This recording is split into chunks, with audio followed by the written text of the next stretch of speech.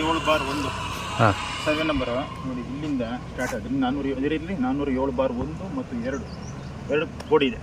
ಇದು 407/2 ಅಂದರೆ ಡಿಕ್ಲರೇಷನ್ ಜಾಗ. ಅಂದರೆ ಹಿಂದಿನ ಕಾಲದಲ್ಲಿ ಇಂದಿರಾ ಗಾಂಧಿ ಅವರ ಸಮಯದಲ್ಲಿ ಏನೋ ಉಳುವನೆ ಕೂಡ ಎಂಬ ಕಾನೂನು ಬಂತಲ್ಲ, ಅದರಲ್ಲಿ ಮಂಜೂರಾಗಿದೆ. ಇದು ಕ್ರಯದ ಜಾಗ, ಇದ್ರ ಓನರ್ ಬೇರೆ. ನೋಡಿ, ಇಲ್ಲಿಂದ ಹಿಡಿದು ನಾವೀಗ ಹಲಸಿನ ಮರ ಕಾಣ್ತಲ್ಲ, ಅಲ್ಲಿ ತನಕ ನಾವು ನಮ್ಮ ಸ್ವಾಧೀನದಲ್ಲಿ ಇದ್ದೀವಿ. ನನಗೆ ತೋರಿಸಿದ್ನಲ್ಲ, ಅಲ್ಲಿಂದ ಹಿಡಿದು 407/1 ಈ ಗಡಿ ತನಕ ಬರುತ್ತೆ ಇದು. ಅದನ್ನ ನೋಡಿ, ಅದರ ನಂತರದ್ದು 407/3.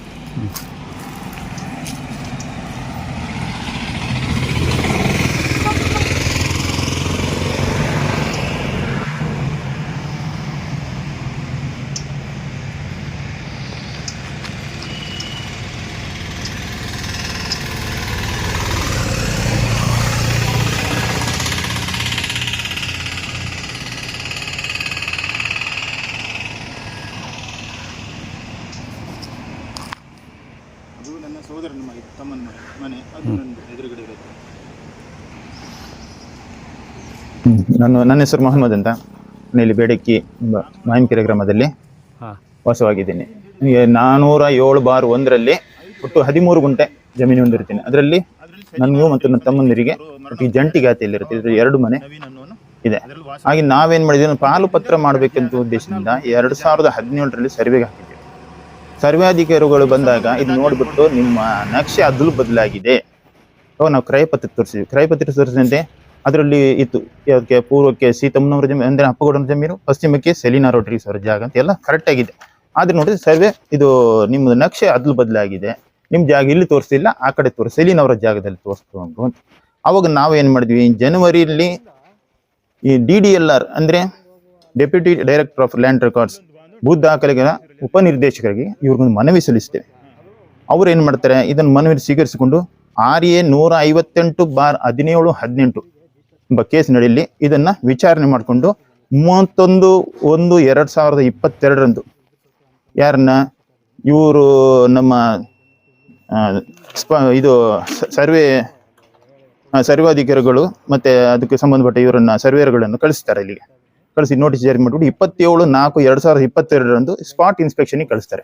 ಅದಲು ಬದಲಾಗಿದೆ ನೋಡಿ ಅಂತ. 4 ವರ್ಷಗಳ ನಾನು ಚಿಕ್ಕಮಗಳೂರಲ್ಲಿ ತಿರುಗಾಡಿದ್ದೀನಿ ಇಲ್ಲಿಂದ. ಯಾಕಂದ್ರೆ ಸರಿಪಡಿಸಿ ಸಿಗ್ಬೇಕಲ್ಲ ಅಂತ ಹೇಳ್ಬೇಕು. ಯಾಕಂದ್ರೆ ಎದುರುವಾದಿ ಸೆಲಿನರ್ ಆ ಕೋರ್ಟಿಗೆ ಹಾಜರಾಗದಿದ್ದ ಕಾರಣ ಅವರಿಗೆ ಹಲವಾರು ಬಾರಿ ನೋಟಿಸ್ ಅನ್ನು ಬಿಟ್ಟಿರ್ತಾರೆ ಎದುರುವಾದಿಗಳಿಗೆ. ಅವ್ರು ಬಂದಿಲ್ಲ. ಯಾಕಂದ್ರೆ ನಾವು ನಮ್ಮ ಜಾಗದಲ್ಲಿ ಇದ್ರೆ ನೀವು ನಿಮ್ಮ ಜಾಗದಲ್ಲಿ ಇದ್ದೀರಿ, ಇದು ಅದಲು ಬದಲಾಗಿ ನಮಗೆ ಗೊತ್ತಿಲ್ಲ. ಹೌದು ಸರ್, ನಿಜಾನೇ ಅವ್ರು ಹೇಳೋದು. ಯಾಕಂದ್ರೆ ಇದು ಮಾಡಿರೋದು ಇಲಾಖೆಯವರು ತಪ್ಪು ಬಿಟ್ರೆ ನಮ್ದೇನು ತಪ್ಪಿಲ್ಲ. ನಾವು ನಮ್ಮ ಜಾಗದಲ್ಲಿ ವಾಸ್ತವ ಕರೆಕ್ಟ್ ಆಗಿದ್ದೀವಿ ನಾವು. ಈಗ ಇದರಂತೆ ಏನ್ ಮಾಡ್ತಾರೆ, 18/11/2022 DDLR ಅವರು ಆದೇಶದಿಂದ ಯಾವ್ದನ್ನ ಈ ಸ್ಪಾಟ್ ಇನ್ಸ್ಪೆಕ್ಷನ್ ಮಾಡಿದ್ದು ಇದೆಲ್ಲ ನೋಡ್ಕೊಂಡು ರಿಪೋರ್ಟ್ ಎಲ್ಲ ನೋಡ್ಕೊಂಡಾದ್ಮೇಲೆ ಏನ್ ಮಾಡ್ತಾರೆ, 18/11/2022 DDLR ಅವರು ಒಂದು ಆದೇಶ ಮಾಡ್ತಾರೆ. ಇದನ್ನು ಈಗ ಅದಲು ಬದಲಾಗಿ ನೋಡಿ, ಆದೇಶ ಕಾಪಿಯಲ್ಲಿ ಇದೆ ನಮ್ಮ ಹತ್ರ ನೋಡಿ. ಆದೇಶ ಕಾಪಿ ಇದರಲ್ಲಿ ನೋಡಿ, ಶ್ರೀ ಲೋಹಿತ್ TK ಜಿಲ್ಲಾಧಿಕಾರಿ ತಾಂತ್ರಿಕ ಸಹಾಯಕರು ಹಾಗೂ ಪದವಿ ನಿಮಿತ್ತ ಭೂ ದಾಖಲೆ ಉಪನಿರ್ದೇಶಕರು 18/11/2022 ಆದೇಶ ಮಾಡ್ತಾರೆ. ಎಲ್ಲಿಗೆ? ADLR ಅವರಿಗೆ ಇದನ್ನ ಸರಿಪಡಿಸಿ ಕೊಡಿ, ಇದನ್ನು ಪಾಣಿ ನೋಡಿ. ಅವಾಗ ಏನ್ ಮಾಡ್ತಾರೆ, ADLR ಅವರಿಗೆ 23ಕ್ಕೆ ಇಲ್ಲಿ ರವಾನೆ ಮಾಡ್ತಾರೆ. ಆಫೀಸ್ಗೆ 23ಕ್ಕೆ ಇಲ್ಲಿ ಮೂಡಿಯರಿಗೆ ತಲುಪಿಸುತ್ತಾರೆ. ನಂತರ ಏನಾಯ್ತು, 1/2/2023 ಪಾಣಿ ಒಟ್ಟುಗೂಡಿಸಲು ಕಳಸ ತಹಸೀಲ್ದಾರರಿಗೆ ಮನವಿ ಪತ್ರವನ್ನು ಸಲ್ಲಿಸುತ್ತಾರೆ. ಈ ಮನವಿ ಪತ್ರ ಸಹ ಇಲ್ಲಿದೆ ನಮ್ಮ ಹತ್ರ ನೋಡಿ. ಈ ಮನವಿ ಪತ್ರವನ್ನು ಅವ್ರು ಕೊಟ್ಟಿರ್ತಾರೆ ಎಲ್ಲಿಗೆ, ಕಳಸಕ್ಕೆ. ಇದನ್ನ ಒಟ್ಟುಗೂಡಿಸಿ ಅಂತ ಹೇಳ್ಬಿಟ್ಟು, ಅದಕ್ಕೆ ನಾವು ಅದು ಒಟ್ಟುಗೂಡಿಸಿ ಆದ್ರ ನಂತರ ನಾವು ಸರ್ವೆಗೂ ಹಾಕ್ತೇವೆ.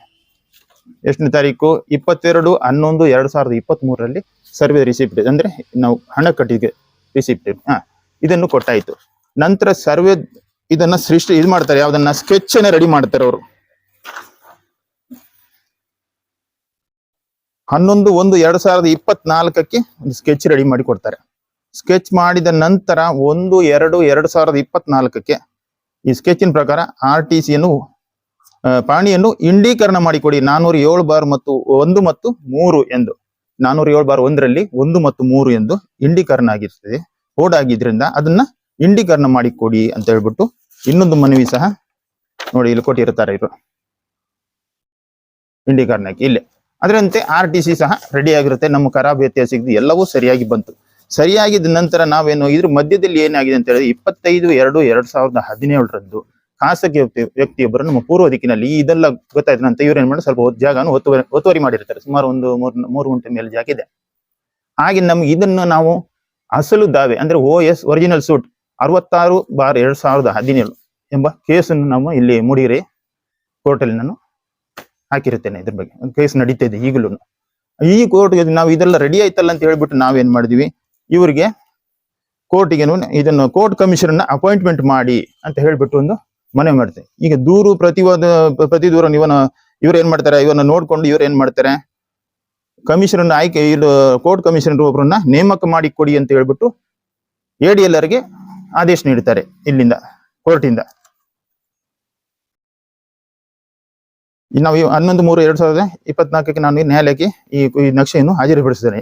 28/4/2025 ಕೋರ್ಟ್ ಕಮಿಷನರ್ ಸಹ ರಿಪೋರ್ಟ್ ಅನ್ನು ಸಹ ನೀಡಿದ್ದಾರೆ. ಅದರಲ್ಲಿ ಏನ್ ಮಾಡ್ತಾರೆ, ಇಲ್ಲಿ ಕಡತಗಳು ಪೋಡೆ ಆಗಿಲ್ಲ, ಇದು ನಕ್ಷೆ ಇನ್ನು ಹಾಗೆ ಇದೆ ಆಗಲ್ಲ ಹೇಳಿದ್ರೆ ಅವಾಗ ಇದನ್ನ ನಾವು ಕ್ರಾಸ್ ಕ್ವಶನ್ ಮಾಡ್ತಾರೆ. ಕ್ರಾಸ್ ಕ್ವಶನ್ ಮಾಡಿ ನಾವು ಅಬ್ಜೆಕ್ಷನ್ ಆಗಿ ಕ್ರಾಸ್ ಕ್ವಶನ್ ಮಾಡ್ತೀವಿ.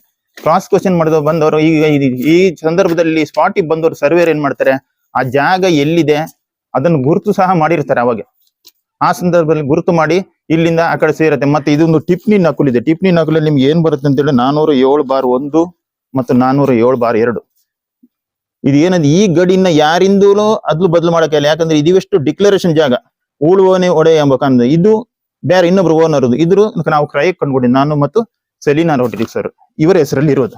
ಇದೆಲ್ಲ ಹಾಗೆ ನಂತರ ಏನ್ ಮಾಡ್ತಾರೆ, ಇವ್ರು ಹೇಳ್ತಾರೆ ಇಲ್ಲಿ ಪೋಡೆ ಆಗಿಲ್ಲ ಅಂತ ಹೇಳ್ತಾರೆ. ಆದ್ರೆ ಇಲ್ಲಿ ನೋಡಿ ನಮ್ಗೆ ಕೊಟ್ಟಿರುವಂತ ನಮಗೆ ಏನಂತ ಕೊಟ್ಟಿದ್ದಾರೆ, MR ಕೊಟ್ಟಿದ್ದಾರೆ. ಏನಂತ ಕೊಟ್ಟಿದ್ದಾರೆ, 6/2/2024 ಬದಲಾವಣೆ ರೀತಿ, ಪೋಡಿ ಸ್ವಾಧೀನತೆ ರೀತಿ, ವಿಭಜನೆ, ಮೂಲ ADLR ನೋಡಿ ಇವೆಲ್ಲ ಇದೆ. ಇದು ಈಗ ಏನ್ ಹೇಳ್ತಿದ್ದಾರೆ, ಅದು ಆಗಿಲ್ಲ, ನಿಮ್ ಪೋಡ್ ಆಗದಿದ್ದ ಕಾರಣ ನಾವು ಏನು ಮಾಡಕ್ ಬರಲ್ಲ. ಸರಿ ಪೋಡ್ ಆಗಿಲ್ಲ, ಇವ್ ಕ್ರಾಸ್ ಕ್ವಶನ್ ಮಾಡಿ ಆಯ್ತು. ಕ್ರಾಸ್ ಕ್ವಶನ್ ಮಾಡಿದ ಸರ್ವೇರ್ ಏನಂತ ಹೇಳ್ತಾರೆ, ಇವ್ರ ಜಾಗದ ಲಗತ್ತಾಗಿ ಇದೆಯಾ ಇಲ್ವಾ, ಯಾರದು ಸೀತಮ್ಮನವರು ಪ್ರತಿವಾದಿಯವರ ಜಾಗ ಲಗತ್ತಾಗಿದೆ. ಓಕೆ ಸರಿ, ಒಟ್ಟೊಟ್ಟಿಗೆ ಇದೆಯಲ್ಲ ಒಟ್ಟೊಟ್ಟಿಗೆ. ಇವ್ರ ಪೂರ್ವದಲ್ಲಿ ಯಾರಿದ್ದಾರೆ, ನಮ್ಮ ಪೂರ್ವದಲ್ಲಿ ಸೀತಮ್ಮನ ಪ್ರತಿವಾದಿ ಇವರಲ್ಲಿ ಯಾರಿದ್ದಾರೆ, ಪಶ್ಚಿಮ ದಿಕ್ಕಲ್ಲಿ ಯಾರಿದ್ದಾರೆ, ಮೊಹಮ್ಮದ್ ಅವರು. ಸರಿ, ಎಲ್ಲೂ ಕರೆಕ್ಟ್ ಆಗಿ ಹೇಳ್ತಾರೆ. ಆದ್ರೂ ಏನ್ ಮಾಡ್ತಾರೆ, ಇಲ್ಲೊಂದು ಉದ್ದೇಶ ನೋಡಿ, ಇವ್ರು ಮಾಡ್ಬೇಕ ತಪ್ಪು, ಇಲ್ಲಿ ಮಾಡಿದ ತಪ್ಪು ನೋಡಿ ಏನಂತ ಹೇಳಿದ್ರೆ, ಸುಮ್ನೆ ಬೇಕಂತ ಹೇಳ್ಬಿಟ್ಟು ನಕ್ಷೆನ ಎಲ್ಲ ಎಷ್ಟು ದೂರದಲ್ಲಿ ಒಂದು ನಕ್ಷೆ ಮಾಡಿ ಕೊಡ್ತಾರೆ. ಎಲ್ಲಿ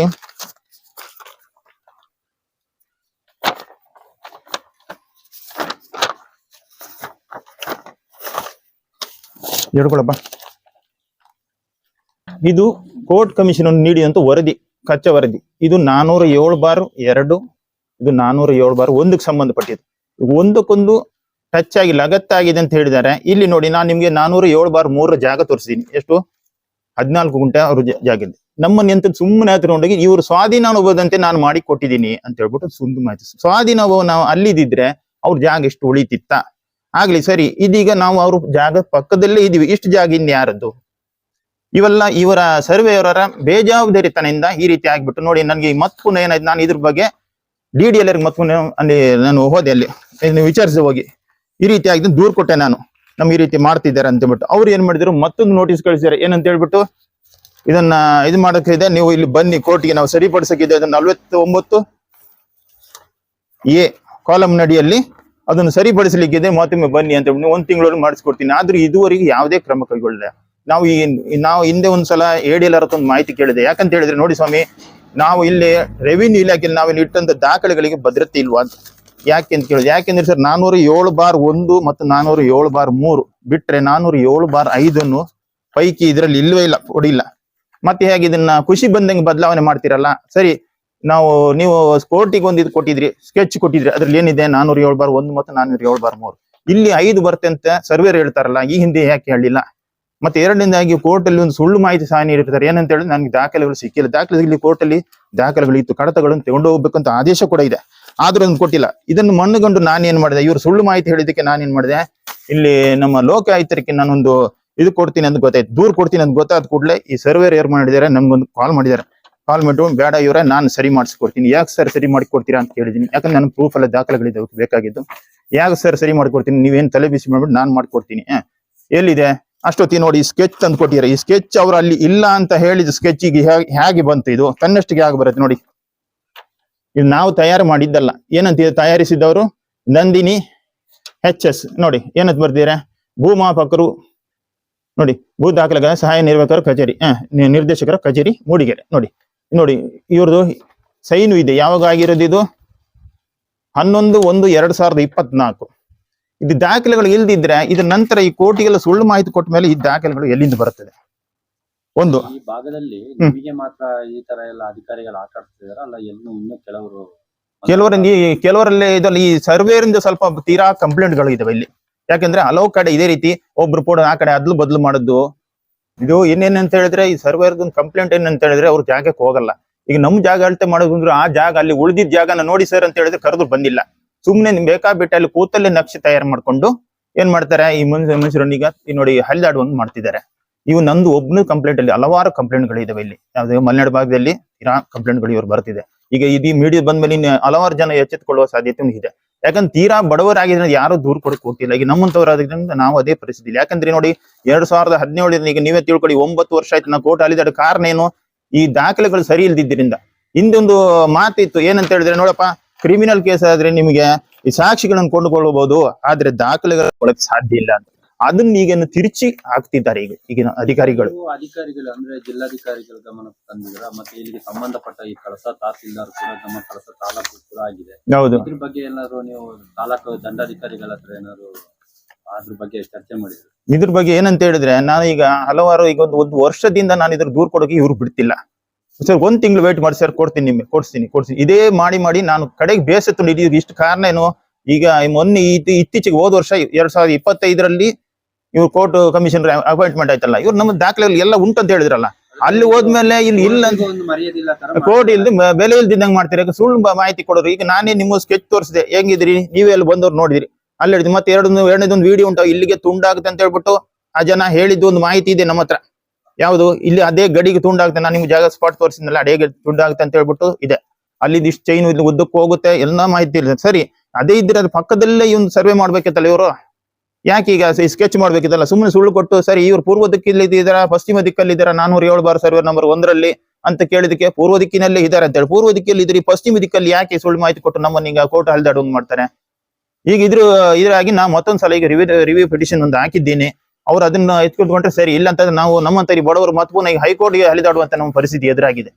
ಇವಕ್ಕೆಲ್ಲ ಕಾರಣ ನಮ್ಮ ಈ ಮೇನ್ ದಾಖಲಾತಿಗಳಿಂದ ನಾವು ಇವ್ರನ್ನ ಹೆಚ್ಚು ಕಮ್ಮಿ ಮಾಡ್ತಿರಿಂದ ನಾವು ಇಟ್ಟಂತ ದಾಖಲಾತಿಗಳಿಗೆ ಭದ್ರತೆ ಇಲ್ಲ. ಒಂದನೇದಾಗಿ ನಾವು ಹೇಳ್ಬೇಕಂತ ಹೇಳಿದ್ರೆ ಎಲ್ಲ ರೆಡಿಯಾಗಿ ನಾನೇನ್ ಮಾಡಿದೀನಿ, ಇವೆಲ್ಲ ಆದ್ರೂ ಸಹ ಸರಿಯಾಗಿಲ್ಲ ಅಂತ ಹೇಳಿದಕ್ಕೆ ನಾನು DDLರ್ಗೆ ಮಾಹಿತಿ ಕೊಟ್ಟಿಗೆ. ಅವ್ರು ಏನಂದ್ರೆ ಮತ್ತೆ ಪುನಃ ನೋಡಿ 23/1/2026 ಏನು ಅಲ್ಲಿಗೆ ಬನ್ನಿ, ನೀವು ಹಾಜರಾಗ್ಬೇಕು ಅಂತ ಹೇಳ್ಬಿಟ್ಟು ಯಾವ ಕಾಲಂ ಮಾಡಿ 49A ಸೆಕ್ಷನ್ ಅಂದ್ರೆ ತಿದ್ದುಪಡಿ ಕರ್ನಾಟಕ ಲ್ಯಾಂಡ್ ರೆವಿನ್ಯೂ ಆಕ್ಟ್ 1964 ಇದರಲ್ಲಿ 40 ಸೆಕ್ಷನ್ 49A ಅಂದ್ರೆ ಇದ್ರ ತಿದ್ದುಪಡಿ, ಮತ್ತೆ ಪುನಃ ತಿದ್ದುಪಡಿ. ನಾವು ವರ್ಷಾನುಗಟ್ಲೆ ಸಾಯಿವರೆಗೆ ತಿದ್ದುಪಡಿ ಮಾಡುದು ಕೋರ್ಟ್ ಅಲ್ದಾಡ ಇದೇ ಆಯ್ತಾ ಸರ್? ಇದು ಏನ್ ಮಾಡೋಣ ಹೇಳಿ? ನಮ್ಮಂತ ಬಡ ಜನರು ಏನ್ ಮಾಡ್ಬೇಕು? ಒಂದ್ ಕಡೆ ದುಡಿಮೆ ಹೋಗದಿದ್ರೆ ಇಲ್ಲಿ ವಿಧಿ ಇಲ್ಲ ನಮ್ಗೆ.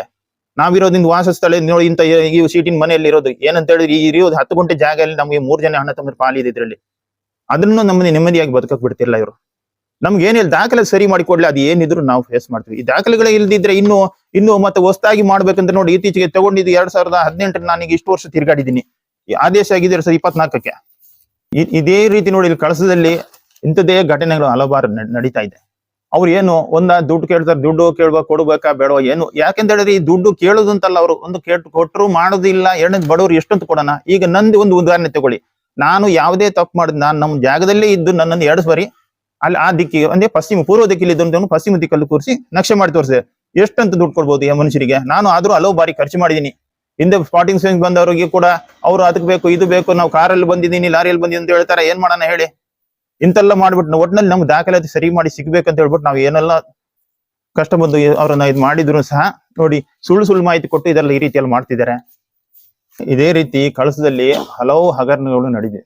ಇದಂದ್ರೆ ಇದು ನಾನೀಗ ಇನ್ನು ಸುಮ್ಮನಿರಕ್ಕಾಗಲ್ಲ. ಯಾಕಂತ ಹೇಳಿದ್ರೆ ನಾನು ಈಗ ಸ್ವಲ್ಪ ಗೊತ್ತಿದ್ದವರಿಗೆ ಈ ರೀತಿ ಅನ್ಯಾಯ ಮಾಡ್ತೀನಿ. ಯಾಕಂದ್ರೆ ಮೋಸ ಮಾಡ್ತಿದ್ದಾರೆ, ನಮ್ಗೆ ಏನೂ ಗೊತ್ತಿಲ್ಲದವ್ರ ತರ. ಇನ್ನು ಮುಗ್ಧ ಜನವರು ಎಷ್ಟು ಜನ ಇದ್ದಾರೆ ಇದರಲ್ಲಿ, ಏನೂ ಗೊತ್ತಿದ್ದವರು, ಅವ್ರಿಗೆ ಇದೇ ರೀತಿ ಮಾಡ್ಕೊಂಡು ಬಹಳ ತೊಂದರೆ ಆಗ್ತಿದೆ ಇಲ್ಲಿ. ಇದ್ರ ಬಗ್ಗೆ ಸೂಕ್ತವಾಗಿ ಇವರು ಕ್ರಮ ಕೈಗೊಳ್ಳಬೇಕು ಅವ್ರ ಮೇಲೆ, ಇದು ಸಂಬಂಧಪಟ್ಟ ಅಧಿಕಾರಿಗಳ ಮೇಲೆ. ಇಲ್ಲ ಅಂತಂದ್ರೆ ನಮ್ಮ ಹೋರಾಟ ಇದು ಯಾವುದೇ ಕಾರಣಕ್ಕೂ ನಿಲ್ಲೋದಿಲ್ಲ. ನಾನು ಮುಂದೆ ಲೋಕಾಯುಕ್ತ ದೂರ ಕೊಡ್ತೀನಿ ಅಂದೆ. ಕೊಡೋನು ಗೊತ್ತಿದ್ದು ಸಹ ಇವ್ರು ಏನ್ ಮಾಡೋದು ಗೊತ್ತಾಯ್ತು ಅಂತ ಹೇಳ್ಬಿಟ್ಟು ಕೂಡಲೇ ನನಗೆ ಕರೆ ಮಾಡಿ ಬೇಡ ಇವರೇ ನಾನು ಅದು ರೆಡಿ ಮಾಡಿ ಕೊಡ್ತೀನಿ. ಇವೆಲ್ಲಕ್ಕೂ ದಾಖಲೆ ಇದೆ ನಮ್ಮ ಹತ್ರ. ರೆಡಿ ಮಾಡಿ ಕೊಡ್ತೀನಿ ಅಂದ್ಮೇಲೆ ಸ್ಕೆಚ್ ಕೊಟ್ಟ ಮೇಲೆ ಅಲ್ಲಿ ಯಾಕೆ ಕೋರ್ಟ್ಗೆ ಪ್ರೊಡ್ಯೂಸ್ ಮಾಡಬಾರ್ದು? ಅದನ್ನ ಪ್ರೊಡ್ಯೂಸ್ ಮಾಡಿ ಇವ್ರಿಗೆ ಹೇಳ್ಬೇಕಲ್ಲ, ಓಕೆ ಸರಿ ಇವ್ರು ಬೋರ್ಡ್ ಆಗಿಲ್ಲ ಅಂತ ಹೇಳ್ತಾರೆ, ಕೋರ್ಟ್ ಅಲ್ಲಿ ಒಂದು ಮಾಹಿತಿ ಹೇಳ್ಬೋದು ಏನಂತದೆ, ಇದು ಬೋರ್ಡೇ ಆಗಿಲ್ಲ ಅಂದ್ಮೇಲೆ ಇವರು ಒತ್ತುವರಿ ಇವ್ರು ಹೆಂಗ್ ತೋರಿಸ್ತಾರೆ? ಒತ್ತುವರಿ ಆಗಿಲ್ಲ ಅಂತ ಹೇಳಿದ್ರೆ ಹೆಂಗ್ ಹೇಳ್ತಾರೆ ಇವರು? ಅದು ಸುಳ್ಳಲ್ವ ಅದು? ಅದೇ ರೀತಿ ಇಲ್ಲಿ ಹಲವಾರು ಬಡವರು ಇದೇ ರೀತಿ ನರಳ್ತಾ ಇದ್ದಾರೆ. ಏನಂತ ಮಾಡೋಣ ಹೇಳಿ? ನಾವು ಮೀಡಿಯಾದ ಮುಂದೆ ಬಂದೀನಿ, ಇದು ನಮ್ಮ ಹೋರಾಟ ಇಲ್ಲಿಗೆ ಯಾವುದೇ ಕಾರಣ ನಿಲ್ಲೋದಿಲ್ಲ, ಇದು ಮುಂದುವರಿಯುತ್ತದೆ ಇದೇ ರೀತಿ. ಇದಕ್ಕೆ ಸಂಬಂಧಪಟ್ಟ ಜಿಲ್ಲಾಧಿಕಾರಿಗಳು, ಕಂದಾಯ ಇಲಾಖೆಗಳು ಹಾಗೂ ಸರ್ಕಾರ ಇದ್ರ ಬಗ್ಗೆ ಸಹಕರಿಸಿ ಅದು ಏನಿದೆ ಕ್ರಮ ಕೈಗೊಳ್ಬೇಕು. ಇದ್ರ ಬಗ್ಗೆ ಕ್ರಮ ಕೈಗೊಂಡು ಇದಕ್ಕೆ ನಮ್ಗೆ ಏನೇನು ಆಗ್ಬೇಕು ಇದನ್ನ ರೆಡಿ ಮಾಡ್ಕೊಡ್ಬೇಕಂತ ನಾನು ಅವ್ರ ಹತ್ರ ವಿನಂತಿಸ್ಕೊಳ್ತಾ ಇದ್ದೀನಿ. ನನ್ನ ಹೆಸರು ಮೊಹಮ್ಮದ್ ಅಂತ. ವಿಡಿಯೋ ನೋಡಿದ್ದಕ್ಕೆ ಧನ್ಯವಾದಗಳು. ಮುಂದಿನ ವಿಡಿಯೋದಲ್ಲಿ ಸಿಗೋಣ. ಕ್ಷಣ ಕ್ಷಣದ ಸುದ್ದಿಗಾಗಿ ವೀಕ್ಷಿಸಿ ನ್ಯೂಸ್ ಕರ್ನಾಟಕ, ಸದಾ ನಿಮ್ಮ ಜೊತೆ.